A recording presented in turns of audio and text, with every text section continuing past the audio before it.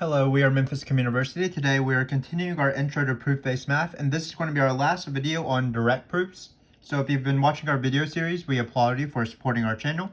But the videos we've talked about previously were direct proofs that involved even and odd integers, direct proofs that involved divisibility, and direct proofs that involve the congruence of integers. So today we're going to do four proofs that really have that are outside of those three topics. There will be some sort of divisibility questions because divisibility is so important, but hopefully we can do some proofs that are outside of those that we've seen before. So this is going to be our last video of these direct proofs, and then after this video, if you want to continue with the series, we are going to be doing proofs of, methods of proof that are not direct proofs. So you'll learn about proofs by contrapositive, proof by contradiction, proof by induction, and so on. So let's just get going through with this video right now. So it looks like we are going to start off with a proof that involves inequalities. So let's sort of raise the page here. So we have x and y that are real numbers. We have x and y being greater than 0. And what we want to show is that if x is less than y, then x squared is less than y squared. So for a hint for these sort of inequality questions, it's easier to show that something is less than 0 versus showing that something is less than another number. Because when you have something is less than 0, you know things where if you manipulate that equation, things will hold. So for example, if a positive number is less than 0, then if you multiply it by a positive number and the positive number, then of course everything will stay the same, because on one side you're multiplying by 0, on one side the positive holds. So that you're just using basic math facts, for example. So when I do these sort of inequality proofs, I always want to compare to 0. So let's start then. So here's my proof. Suppose that x and y is greater than 0, and x and y are real. So what we want to do is we want to say if x is less than y, we obviously want to prove that x squared is less than y squared. But as I said before, oftentimes it is good to compare to 0. So if x is less than y, which is our given, we are going to immediately apply that and show that what will be, for example, in this case, greater than 0, it will be y minus x is greater than 0, because we're just bringing the x over to the other side. So 0 is less than y minus x. So then the question is, how do you go from y minus x? Eventually, we will want to probably show that y squared minus x squared is greater than 0, because that will show that x squared is less than y, similar to how we did here. But how would we show that y squared minus x squared is greater than 0? And how do we go from y minus x to y squared minus x squared? Well, we're going to multiply by x plus y. So multiplying by x plus y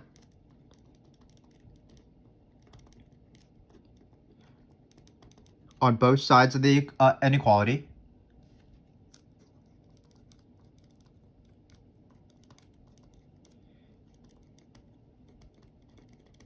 keep in mind that this is allowed, because if you have an inequality and you're multiplying both sides of the inequality by a positive number, the inequality holds. Notice we're not multiplying by a negative number. Keep in mind that x plus y is positive, because x and y are both positive. So note x plus y is positive. So that's important, because obviously if you're multiplied by a negative number, the inequality switches. That was some fact that we learned in Algebra 1 maybe. But here we're doing it with all positive things, so that's great. And we can multiply by x plus 1 and the inequality holds. Then 0 times x plus y, which of course is just 0, is less than y minus x times x plus y. And why are we multiplying by y minus x times x plus y? Well, this is going to be difference of squareds. You are going to get, we probably should have written it as y plus x, but again, it's the same thing. It's difference of squareds. You're going to get y squared minus x squared. And why is that lovely? Well, we finished our proof because we just bring this x squared to the other side. So x squared is less than y squared. So we are done with this proof. Not too bad of a proof, certainly. Just keeping in mind that with inequalities, it is good to compare to 0 versus comparing to other numbers, because it's easier to make sure that the inequality maintains its sort of direction when you're dealing with 0. And keep in mind the inequality rule is when you multiply by positive numbers on both sides of the inequality still holds. When you multiply by negative numbers, that's when it gets a little bit trickier. So now what we're going to do is we're going to do a similar proof of something we've seen before. Remember that we introduced binomial coefficients when we were counting in our previous video, maybe like 5 or 6 videos ago. And when we introduced binomial coefficients, when we talked about the binomial theorem to be more precise, we sort of prove things or prove relationships with the binomial coefficients. So that's exactly what we're going to do in this case right here. The formula we're going to use, so this is not this is part of the proof because we'll use this formula. Remember that n choose k is by definition n factorial over k factorial n minus k factorial. So we're going to use this back. The one thing is that this only holds when n is bigger than k, or n is less greater than or equal to k. So when n is less than k, what happens is that what happens is that binomial coefficient is 0. For example, we're going to have to treat 1 as a separate case, because notice if you plug in 1 choose 1 is fine. That's just 1 because you're choosing one thing from one thing, which is just 1. But when you're choosing 2 things from one thing, that's impossible, so that's why it's going to be 0. So first off, I'm going to do a small little thing. I'm going to treat the n equals 1 case separately. We have seen in these videos that you might need to break things into different cases in order to sort of prove the theorem to hold for every single value. Once we've proven the n equals 1 case, then we can deal with binomial coefficients. So here, it's if n equals 1, n choose 1 plus 2 n choose 2 is equal to, well, we're going to plug in 1 for n. So it's 1 choose 1 plus 2 times 1 choose 2. And why are we doing this separately again? Well, this formula does not hold for this guy right here, but we know that this is 0 because you can't choose 2 things from 1. So in this case, you're going to get 1 plus 0, which is equal to 1, of course. And the theorem holds because 1 squared is 1, so we can square it as well. So for n equals 1, we have n choose 1 plus 2 n choose 2 is equal to n squared. We can write n squared at the end. Keep in mind, I didn't mention this, but we're doing this on the natural numbers. So we started off with 1, and then we're going to go with every single number. After that, 2, 3, 4, 5, 6, the counting numbers. So in this case, why again can we treat all of n equals 2 and beyond as one single case? Well, now we can apply this formula in any single for any of these numbers, because when you plug in any of these numbers, this is going to be found by this formula, and this is going to be found by this formula. So we're ready to go. So what we're going to do is we're going to take this side, we are going to use this formula, and hopefully magically we will get n squared. And what will happen is we need to practice a little bit with factorials, which is a good review. So we're going to take n choose 1, we're going to take n choose 2, sorry, can't really speak right now. So what's n choose 1? Again, that's the formula, that's n factorial over 1 factorial, which is not that bad, that's just 1, and then it's n minus 1, according to this binomial coefficient formula. So it's going to be n minus 1 factorial. Then we're going to have 2 times n factorial. It's whatever this top thing is, whatever the bottom thing is, 2 factorial, and then this difference in between them, factorial. So we have this. Hopefully things will cancel out, and it looks like things are already canceling out. Let's cancel out the easy things first. 1 factorial, again, is 1. 2 factorial is 2, so these 2's cancel out. So we need to practice canceling out factorials, and this is a good thing. You might actually see these sort of things when you're doing the ratio test in calculus. You have n factorial over n minus 1 factorial. Keep in mind that I like to think about sort of numbers and try to come up with examples if you don't know how these cancel out. So for example, 10 factorial divided by 9 factorial. Well, 10 factorial is the same thing as 10 times 9 factorial. It's 10 times 9 times 8 all the way down. So the 9 factorials will cancel, and you'll just be left with 10. Same thing with like 11 factorial over 9 factorial. Well, 11 factorial will be 11 times 10 times 9 factorial. So the 9 factorials will cancel, and you'll be left with 11 and 10.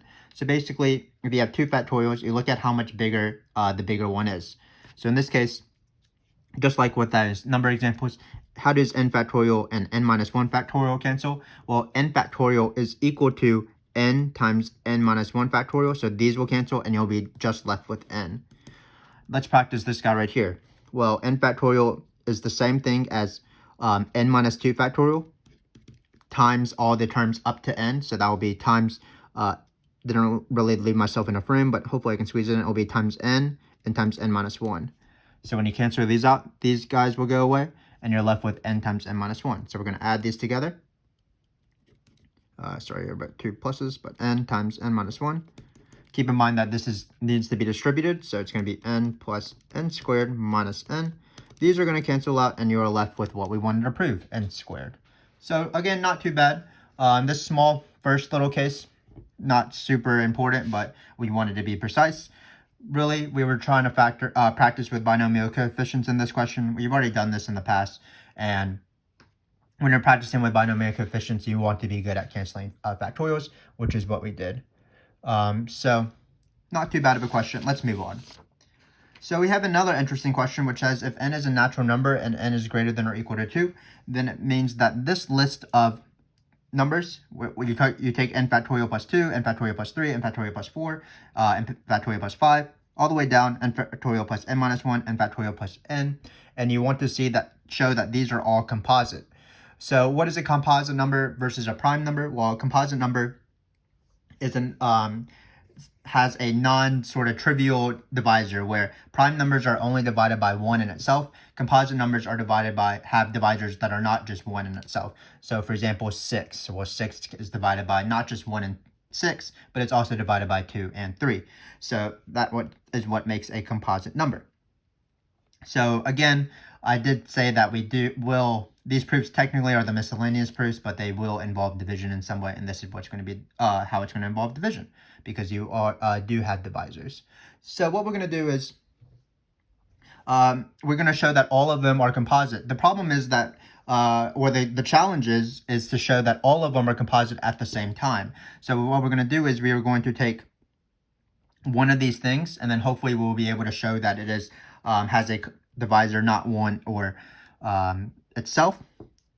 But the problem is we don't know which one we're choosing, but hopefully you'll see that that problem actually isn't too bad. So let's just first assume the givens. So we're starting our proof here. How exciting. We have n is a natural number. Here we don't have to deal with the case where n is equal to 1 because we're starting off n greater than or equal to 2. And what we're going to do is we're going to take one of these guys right here. And what's a way to express one of these guys? Well, we're going to use basically summation notation without actually writing the sum. We are just going to write, we're going to have a counter variable. So take our number, let's say I, and then what is this number going to range to? Well, the first number I can be is 2. And then the last number I can be is n, inclusive. So what can any of these terms be expressed as? Consider the number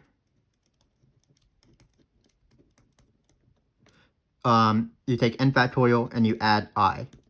So again, this is just writing the list of numbers just as one single general term. So for example, we're starting off with 2, so that's n squared plus 2 when I is 2. Or sorry, n factorial plus 2. When I is 5, then it's n factorial plus 5. When I is n, it's n factorial plus n, the last term. So what we need to do is, because now we have written every single term as this general term, all we have to do is show that there is a divisor for this number. So what should be the logical choice for the divisor of this number? Well, we don't know too much about I. We do know a little bit about n factorial. N factorial can be written as n times n minus 1 times n minus 2 all the way down to 1. So that actually has several divisors, all of those numbers. But if you list out all the numbers, what would be a common divisor of that and I? Well, it's going to be I itself. We don't know anything about I, but we know at least that I divides I. So if I divides this and I divides this, which is true, then that means that I will divide the sum. So because if you have a sum of things and some number divides both of the numbers, that means that I will divide the sum. So let's write n factorial in a different way. So consider the number n factorial plus n, which is the same thing as 1 plus times 2 times 3. We don't know exactly what I is, but we'll write it as I minus 1 times I times I plus 1. So again, I'm just listing out the factorial as its multiplication definition. And then it's going to keep going. It's going to stop at n minus 1 times n. And of course, I could be one of these terms, but we're just trying to express n factorial in a easier form to understand. And finally, we have plus I. So all of this was n factorial, of course. Well, I'm just listing out that I is included in this n factorial, whatever I is. So why does I divide this? Well, we can just take out an I, so that's going to be I. We have 1 times 2 times 3 what will be, or just when we take out an I out of the factorial, you're just dividing by that one term. So that's the only term that really goes away. So it's just going to skip from I minus 1 to I plus 1 because we factored out an I. And then what happens when you factor out I out of plus I? Of course, you're going to have plus 1. So now what we have shown is that, so we are actually done with the question. We have shown that these numbers are composite. Note, then I is a divisor, and it's not a trivial divisor. It is not n factorial plus n, and it is not 1 itself. Is a divisor of n factorial plus I. So n factorial plus I is composite. And that is the proof. Sorry that we ran sort of into the next question, but you might get a nice preview of that question. So again, not too bad. And why is this an interesting fact? Well, we were able to use divisions to sort of prove that not only a single entity that we wanted to see was divisible by something, but we actually did it for a list of numbers or a type of numbers, which is interesting. We were able to just do it from the general term. The second thing that's interesting is that basically you can have as long as gaps as you want in between prime numbers. So you might think that as you get bigger and bigger numbers, the prime numbers will get closer and closer, but that's not true. We can have as big of gaps as possible. So for example, if I want a gap of 1,000,000, well, I know that 1,000,000 factorial plus 2, 1,000,000 factorial plus 3, all the way down to 1,000,000 factorial plus 1,000,000 is composite. So that's going to be a list of numbers that is very, very long, where there's going to be a gap between prime numbers. So that's going to be that's a nice little fact or a nice little result of this proof here. So again, even in these sort of elementary proofs, we are able to prove things about sort of number systems and things like that, which is always a fun thing to do. Finally, we have one last proof. It will also involve divisors because we are dealing with GCDs, the greatest common divisor. So first off, what is the greatest common divisor between two numbers? Well, basically what happens is you have a common divisor between two numbers. And what is a common divisor between two numbers? Just as the name implies, that's going to be a divisor that divides both of the numbers. So for example, if you have 9 and 12, well, 3 is a common divisor of 9 and 12 because 3 divides 9 and 3 divides 12. Then what you do to find the greatest common divisor is you list out all your common divisors and you just choose the biggest one, as the name greatest implies. So for 9 and 12, it is going to be 3, because the common divisors between 9 and 12 are 1 and 3 is bigger than 1.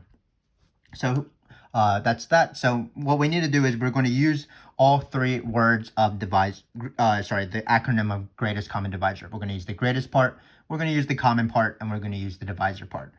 So whenever you have a greatest common divisor question or a least common multiple question, and you see that you want to prove that some number, so all this is going to be one number, is less than or equal to the greatest common divisor of this, the strategy would be, of course, is to show that this is a common divisor of these two numbers. So C times GCD of A and B.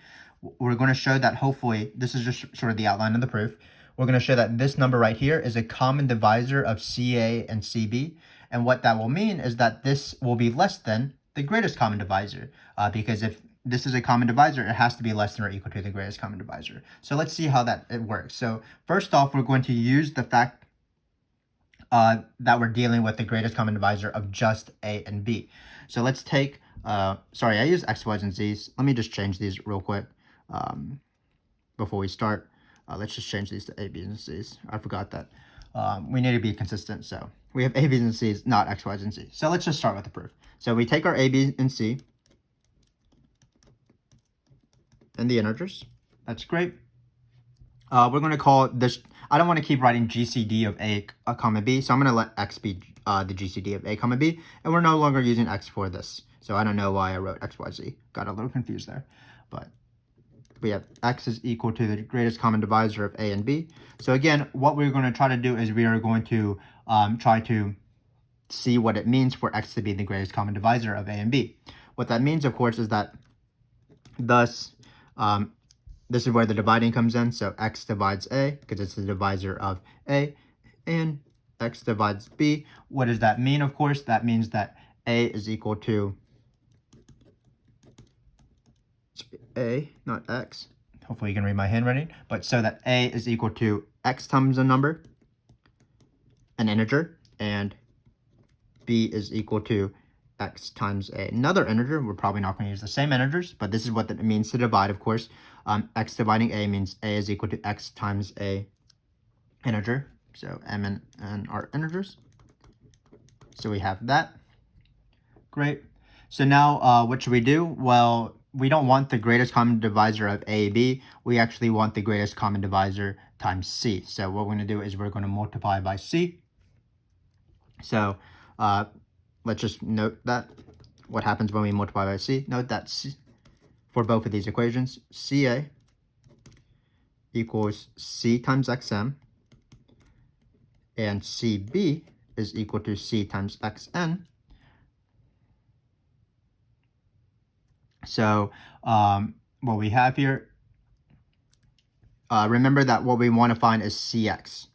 So remember the outline of the proof that I outlined earlier?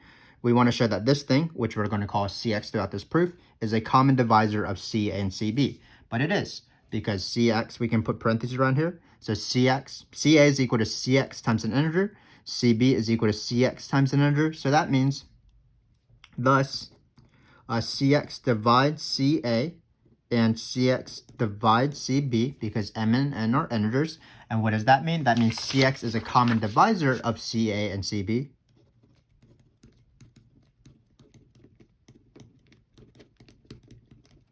Of CX and CA and CB. So why must it be less than the greatest common divisor? Well, that's the greatest common divisor is the greatest common divisor. Trying to stress the word greatest there. So that means that this common divisor is less than or equal to the greatest common divisor, which is exactly what we wanted to prove. So we are done. So thus, CX, which is equal to, again, we were getting kind of lazy. We could have rewritten GCD A of B every single time, but sometimes it's nice to have some sort of shorthand notation. So this thing right here is less than the GCD of these two guys right here, CA and CB. And that's because CX is a common divisor of this. So CX has to be less than or equal to the greatest common divisor of C and CB. So hopefully that made sense. And that really concludes our video. We learned about GCD, we learned about composite numbers and how to deal with sort of factorials as well in the midst of common divisors. We were able to show that a list of numbers was composite as opposed to just a single entity. We were able to again involve greatest common divisor in some way. And when we're dealing with greatest common divisor, you always want to show that something is the common divisor, and then that will be less than or equal to the greatest common divisor. Then we talked about previously we talked about a proof that involved inequalities. That was a strategy we used to compare to less than 0, because that made it easier. And then we also had a proof involving binomial coefficients, which of course also involves factorials by its nature. So hopefully this video series has been good. This video itself we've seen a wide variety of questions, which is always nice. And then throughout this direct proof videos, we have now 4 videos on direct proofs. So if you haven't checked out our previous ones about even and odd integers, division, congruence of integers, be sure to check those out. Again, the next few videos will also be pretty exciting because we're introducing proof methods that are not just directly proving things. Proof by contrapositive, proof by contradiction, induction proof, disproof, things like that. So be on the lookout for our upcoming videos. Until then, thanks again for joining me today, and I wish you the best.